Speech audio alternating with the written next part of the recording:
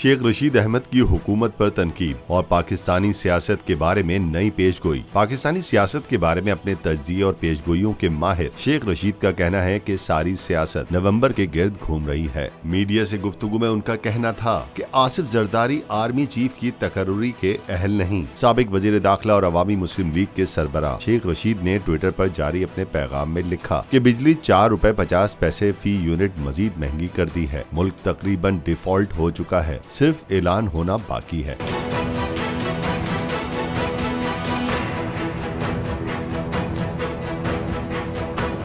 मौलाना फजलुर रहमान के बारे में उन्होंने लिखा कि फजलुर रहमान ने एक्सटेंशन देने वाली पार्लियामेंट की मुद्दत बढ़ाने का मुतालबा कर दिया है। सारी सियासत नवंबर के गिर्द घूम रही है। हुकूमती अलायंस और हुकूमत को तनकीद का निशाना बनाते हुए उनका मजीद कहना था कि इक्तदार के भूखों का जुम्मा बाजार लगा है और अवाम का चूल्हा नहीं जल रहा, वो खुद ब खुद सड़कों पर निकलेंगे।